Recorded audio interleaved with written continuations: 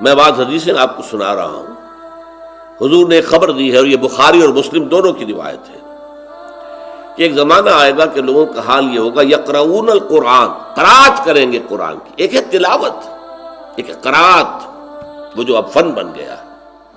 ولا یجاوز حناجرہم، لیکن وہ قرآن ان کے حلقوں سے نیچے نہیں اترے گا، دل تک کبھی نہیں جائے گا، نہ دل میں داخل ہوگا نہ دل سے نکلے گا.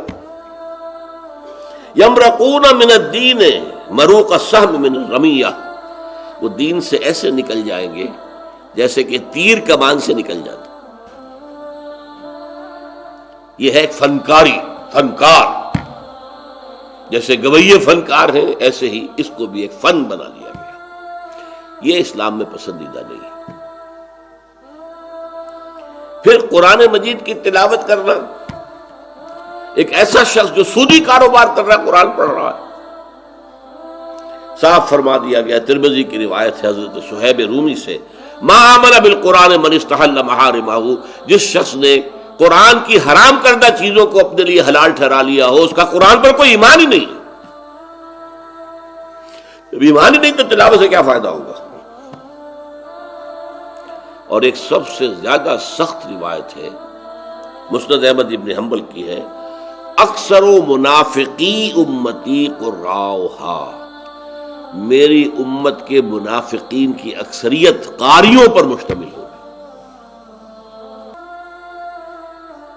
بہرحال اللہ اس سے تو بچائے، لیکن جو میں نے آپ کو صحیح طریقہ بتایا، ٹھہر ٹھہر کر اپنی اچھی سے اچھی آواز میں تجوید کا لحاظ کر کے، کہ با کیسے نکلتا ہے، تا کہاں سے نکلتا ہے، ٹپ آف دی ٹنگ سے تا، ہا حرف سے نکلتا ہے، حمزہ علیحدہ چیز، الف اور عین میں کیا فرق ہے، یہ چیزیں معلوم ہونی چاہیے. سین اور شین کا فرق معلوم ہونا چاہیے. اور اس میں انسان چھوٹا کاف اور بڑا کاف، قلق کاف بڑا جو ہے قلقلے کے ساتھ نکلے، اس کے ساتھ جو ہے یہ اپنی جگہ ہے. یہ تو جو بھی لوگ چاہے وہ عمریں ان کی 50 برس ہو گئی ہو، لیکن اگر انہوں نے قاعدہ یسرن القرآن کسی قاری سے نہیں پڑھا ہے، یا نورانی قاعدہ کسی قاری سے نہیں پڑھا ہے، تو اب بھی وقت ہے پڑھو، تاکہ قرآن کو صحیح طریقے پر ادا کر سکو. ورنہ آپ نے عین کو حمزہ بنا دیا تو معنی بدل جائیں گے، بڑی ہے کو چھوٹی ہے بنا دیا تو معنی بدل جائیں گے. آپ کیا پڑھ رہے ہیں؟ اس حوالے سے، اور یہ عام طور پر ہماری مساجد میں جو ائمہ ہوتے ہیں وہ زیادہ اچھے قاری نہیں ہوتے، اس لیے کہ وہ عالم ہوتے ہیں، ان کا سارا زور گزرا لگتا ہے علوم پر، عربی زبان پر. لیکن جو آپ کے ہاں مؤذن ہوں گے، خادم ہوں گے، یہ ہوتے قاری، یہ عالم نہیں ہوتے. تو کسی سے، میرے سب سے چھوٹے بھائی ڈاکٹر ابصار احمد، جب انہوں نے BA آنرز کر لیا تھا فلسفے میں، تو ایک روز میں نے کراچی میں اس وقت ہم ہوتے تھے سب، وہ بھی تھے، میں نے قرآن پڑھتے دیکھا. تو میں نے دیکھا قرآن صحیح نہیں پڑھ رہے ہیں. میں نے کہا دیکھو، وہ سامنے کی مسجد، اور اس مسجد میں بڑی شاندار مسجد، خیر اب بن گئی ہے، پہلے نہیں تھی، اس مسجد کے جو امام صاحب تھے وہ تو بہت ہی بری قرات کرتے تھے، بہت بری. اس میں تو ہمیشہ دل میں دعا ہوتی تھی خدا کے لیے وہ کہیں گئے ہوئے ہوں اور اس وقت نماز میں نہ ہو.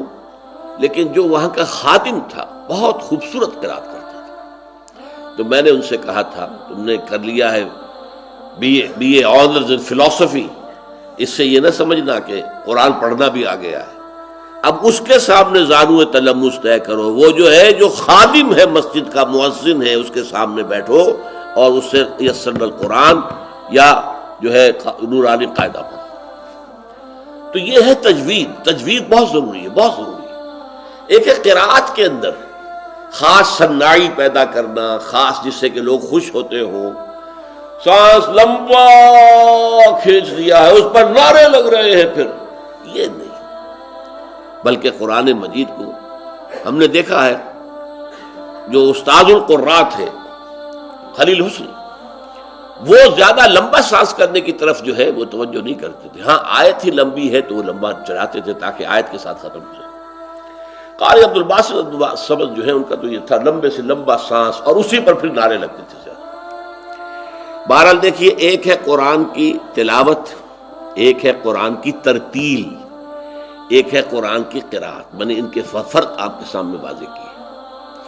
وَاتْلُ مَا أُوحِیَ إِلَیْکَ مِنَ الْکِتَابِ، تلاوت کرتے رہا کرو بطرز ترتیل، رتلناہ ترتیلا، اللہ نے اتارا بھی ہے تھوڑا تھوڑا کر کے، اسی طرح اس کی ترتیل ہونی چاہیے پڑھنے میں بھی۔ اس سے تمہارے اندر ایمان راسخ ہوگا، اور ایمان راسخ ہوگا تو تم ثابت قدم رہو گے، بڑی سے بڑی تکلیف، بڑی سے بڑی آزمائش، بڑے سے بڑے امتحان میں کھڑے رہو گے، جیسے کہ ابراہیم کھڑا رہا ہمارا بندہ۔ اس کے سامنے آگ کا الاؤ ہے، اسے اوپر رکھا ہوا کھڑا ہوا ہے، جیسے تیراک جو ہے وہ جو سوئمنگ پولز ہوتے ہیں اس کے ساتھ سٹیج بنے ہوتے ہیں، وہاں سے وہ چھلانگ لگاتے ہیں۔ اب وہ آگ کا الاؤ ہے اور کہا جا رہا ہے کود جاؤ، اور کود گئے، بے خطر کود پڑا آتش نمرود میں عشق۔ عقل ہے محو تماشائے لبے بام ابھی،